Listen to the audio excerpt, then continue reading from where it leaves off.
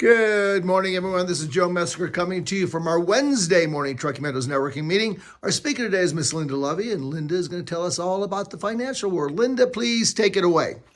Hello, as Joe said, I'm Linda Lovey, and we talked about what I should present, and I asked for some suggestions, and somebody said tell some of the stories. So that was one of the opportunities I said. So what I'm going to do is a Jeopardy Part 1, because there's so many stories, there's no way I can share them all. I've been in the business for over 20 years, so as you can guess, I've got lots of experiences that I can share and help other people avoid the pitfalls and also share successes.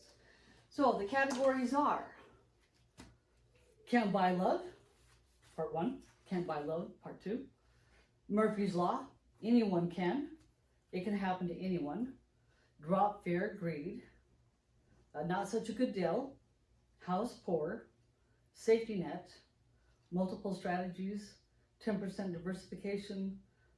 Is there a category that sounds you want to hear first? Can't Buy Love. Okay, Can't Buy Love. Good one. All right. All right, so I just met with a gal on Sunday. She was a daughter of a client of mine. She inherited some money. And so we talked about, we rolled into a beneficiary array. We talked about some different strategies. Then when it came time to have her come back in, she decided instead she wanted to give all the money to her boyfriend to create a business. Now she is trapped in a relationship with no money to get out. And the boyfriend now wants her to pay money for car work that he did for her. So don't try to use your money to solidify a relationship. It doesn't work. Make a strategy with your sound judgment rather than with your heart, because you cannot buy love. All right. Murphy's Law. Okay, Murphy's Law. All right, so I'm glad you brought that one up. Often I'll have people say, you know what, Linda, I don't want to do a monthly bank draft. I'm going to wait until I have a big lump sum and then I'll open up my account with you. Guess what happens? Every time they get that $500 to get their lump sum started, then the car transmission breaks down or the roof needs to be repaired. So it's just much better to start an automatic bank draft. Do $50 a month if that's all you can afford, whatever. Just something, it's like getting that switch flipped and get the savings started. So, all right. Any other categories? Safety Net. Safety net. Okay, so what I like to do with my clients is I like to build strategies where we're splitting the money up into different categories, different areas.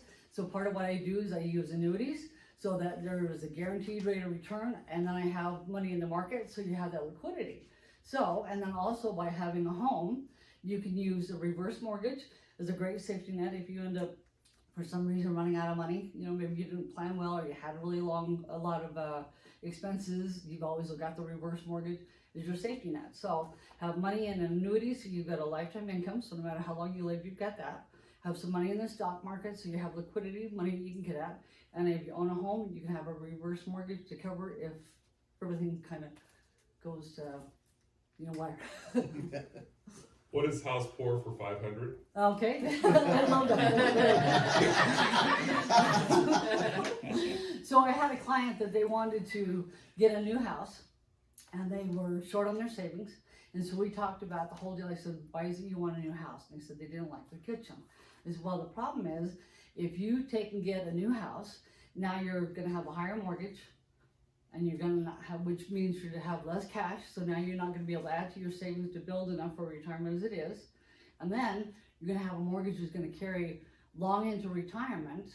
So you're going to end up spending your retirement years being house poor. And the answer to that was? Remodel the house. There you go. Yes, thank you. Yeah, remodel the house. Instead, I had them do some research to say, hey, how much would it cost you to fix a house up to do what it is that you'd like to have to make the house enjoyable? And they ended up doing a remodel and it worked out a lot better for them. So, all right.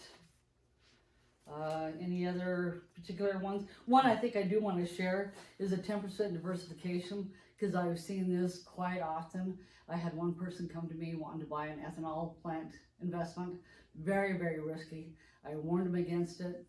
Don't do ever more than 10% of what you have in your portfolio in something that risky.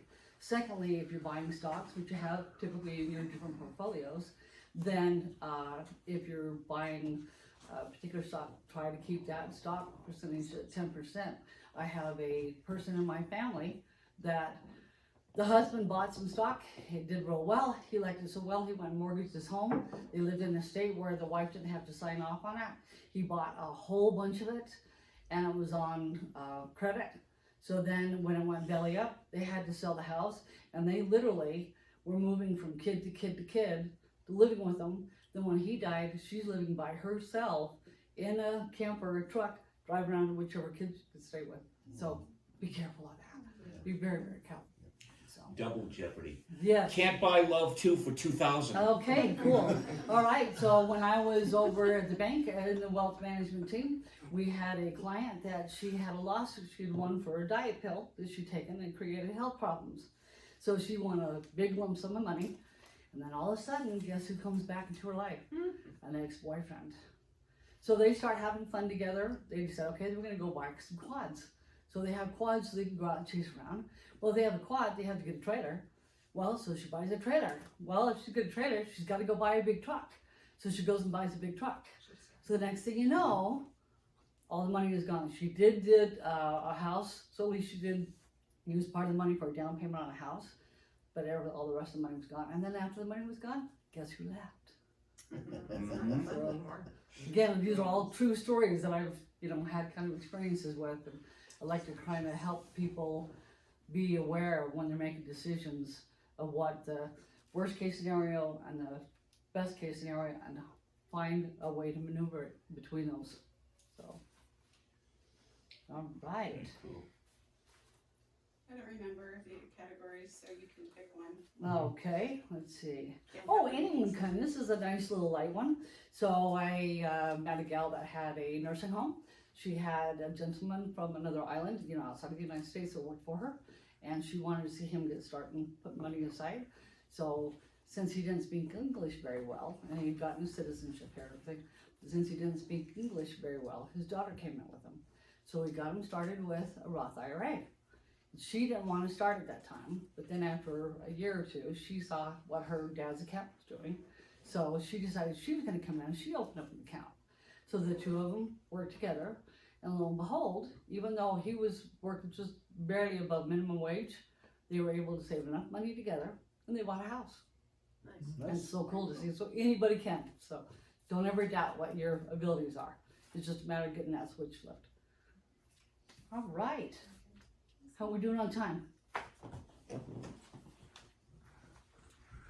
8 minutes right now. So you want to? All right. Sounds good. I think we should be. Oh yeah, one last thing. A client of mine had came in, and the market had been tanking. He'd been adding money to his account every single month, and he decided, oh man, I don't know what's going on. I'm going to be going to Austria when I retire. I want to stop everything. I'm done. I want to just kind of yank it out. And so I talked to him. I said, look, remember the ups and downs in the stock market. This is just a phase through the stock market. We've got your portfolio invested according to your time frame. So he held tight, and then 6 months later, he called me up and said, I am so glad you talked me off that edge. And 3 different times he told me thank you over the course of time after that for helping him to see past the temporary adjustments in the market. So the moral is, don't work out of fear or greed. Look at your long-term portfolio and build it accordingly. So Linda, tell us how people can get a hold of you. All right, so my phone number is 775-544-4714. Again, that's 775-544-4714. And my website is www.llovie.com. And there's lots of stories in there too on my website. Awesome, thanks. Awesome, great job, Linda. So, if you're looking for some help with your financial future, give Linda a call. And if you're looking for a referral group that thinks outside the box and does film its members and puts it all over social media, give us a call here at Trucking Meadows Networking, 775-772-5895. Thanks, and we will see you guys next week. Take care.